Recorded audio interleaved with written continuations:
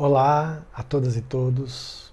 Estamos aqui para mais um vídeo do nosso canal Aliteração e para mais uma etapa dessa nossa breve reflexão sobre o ato de ler. O nosso foco de hoje vai ser o papel do leitor no ato de ler. E se você não assistiu ao vídeo da semana passada, você vai estranhar um pouco o fato de eu declamar a segunda estrofe do poema Autopsicobiografia do Fernando Pessoa. Se você assistiu ao vídeo, você vai entender do que eu estou falando. Então, para aquelas pessoas que não assistiram ao vídeo, eu vou dar uma explicação rápida, só para todo mundo entender direitinho o que está acontecendo. O poema do Fernando Pessoa, ele, na minha leitura, faz uma análise muito boa do ato de ler. E na primeira estrofe, ele tem o foco no poeta, no autor. É até a estrofe mais conhecida do poema, né? E eu falei essa estrofe na semana passada, quando o vídeo era sobre o papel do autor. Na segunda estrofe ele vai falar sobre o papel do leitor, que é o vídeo que nós vamos fazer hoje, por isso eu vou declamar a segunda estrofe. E na terceira estrofe ele vai fazer uma relação entre esses dois papéis para falar sobre o ato de ler, que é o que nós vamos fazer no vídeo da semana que vem, tá bom? Então, só para não ficar estranho e eu falar só a segunda estrofe, assim, solta, eu vou declamar novamente a primeira estrofe, que é a mais conhecida, como eu já disse, e emendar a segunda estrofe, tá bom? Palavras de Fernando Pessoa. O poeta é um fingidor. Finge tão completamente que chega a fingir que é dor, a dor que deveras sente. E os que leem o que escreve, na dor lida, sentem bem. Não as duas que ele teve, mas só a que eles não têm. Mais uma vez eu peço para vocês deixarem essas palavras ecoando na memória de vocês. Bom, para começar a falar sobre o papel do leitor no ato de ler, eu vou trazer umas poucas palavras de Roland Barthes, de quem nós já falamos no vídeo passado. O Barthes vai dizer que a unidade do texto literário não está na sua origem, mas sim no seu destino, que é o leitor. Portanto, o leitor é aquele que mantém dentro de si todos os caminhos de possibilidade de constituição do texto literário. O que ele quer dizer com tudo isso? Para responder essa pergunta, nós vamos trazer as ideias de duas figuras que fizeram reflexões importantes sobre o papel do leitor. A primeira delas é Jacques Rancière, um filósofo francês que nasceu em 1940, em Argel, na Argélia. Aí você vai perguntar, mas ele é francês e nasceu na Argélia, que é um país do norte da África?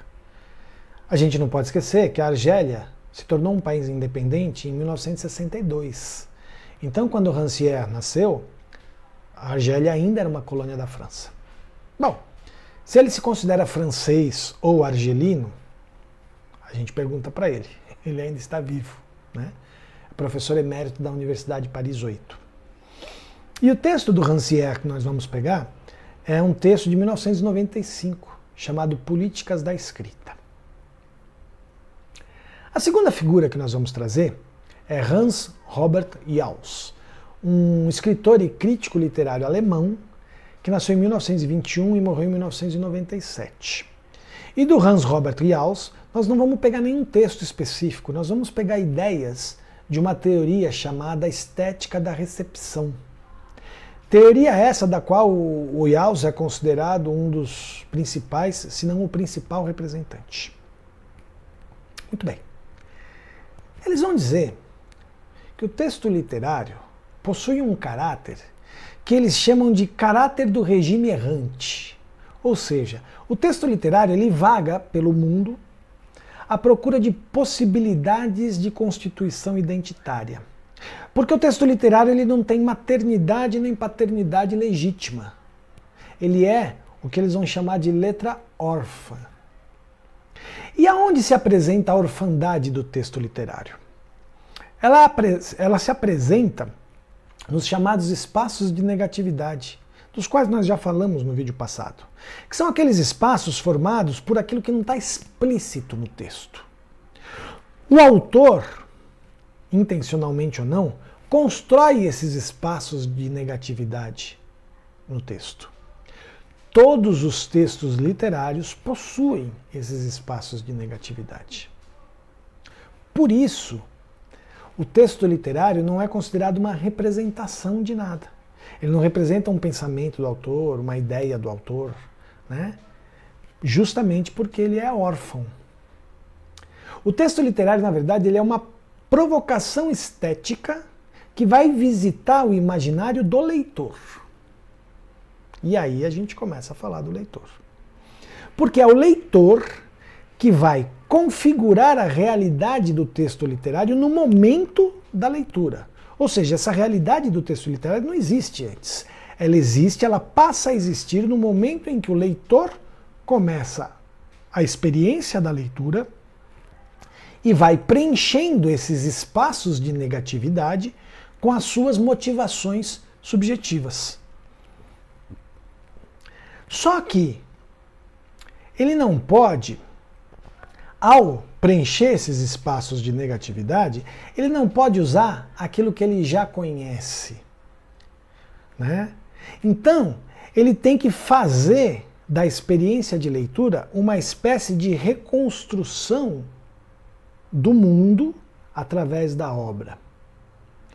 E que para isso acontecer, o leitor não pode, na experiência da leitura, sucumbir ao que eles vão chamar de automatismo, de previsibilidade, de padrão. O leitor ele deve mergulhar nas profundezas do seu imaginário e daí trazer o material que eles vão chamar de motivações subjetivas. Só assim ele vai configurar a realidade da obra. Porque para eles o papel do leitor é esse. Configurar a obra e não interpretar a obra. Já que a obra não é representação, ela não tem que ser interpretada. Ela tem que ser configurada através do preenchimento desses espaços de negatividade. E como é que a obra pode ajudar o leitor a fazer essa experiência rica, né? A fazer esse mergulho profundo no imaginário, saindo do automatismo, da previsibilidade? O texto vai ajudar com o que eles vão chamar de qualidade literária do texto. E essa qualidade literária, para os dois, reside justamente na distância que existe entre o que já é conhecido pelo leitor e o horizonte de mudanças que o texto possibilita ao leitor. Quanto maior essa distância, maior a qualidade do texto. Justamente porque dificulta ao leitor trazer o que já é conhecido, o padrão, o senso comum, para a experiência da leitura. E é essa distância entre o já conhecido e o horizonte de mudanças que representa o espaço de negatividade. Que quanto mais amplo e mais profundo for, melhor. Porque possibilita então ao leitor configurar uma obra única através das suas motivações subjetivas. E cada leitor que lê a mesma obra vai configurar uma obra diferente a partir do preenchimento desses espaços de negatividade. É isso. Espero que vocês tenham gostado dessa reflexão. E a minha dica de livro de hoje, na verdade, são 2 livros, porque eu vou indicar um autor que é pouco conhecido entre nós. Chama-se Bernard Malamud. E o primeiro livro que eu vou indicar dele chama-se A Graça de Deus. O Bernard Malamud, ele é um escritor, filho de judeus russos, que nasceu nos Estados Unidos, nasceu em Nova York em 1914.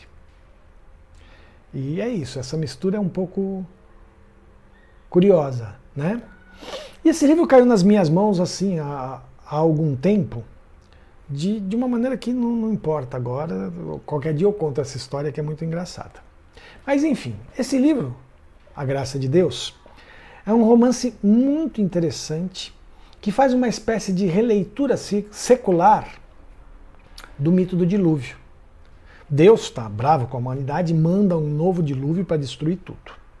Só que Deus comete um erro. Sobrevivem a esse dilúvio, dentro de um navio oceanográfico, um pesquisador e um chimpanzé de laboratório, que por ser de laboratório, possuía na glote um mecanismo que, quando ligado, possibilitava ele falar.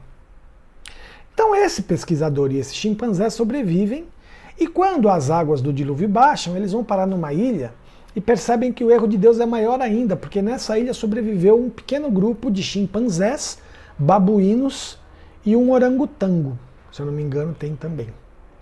E aí esse pesquisador resolve, através desse grupo de macacos, né, de chimpanzés, babuínos e orangotango, recomeçar a aventura da Terra, numa espécie de brincadeira de Deus de novo.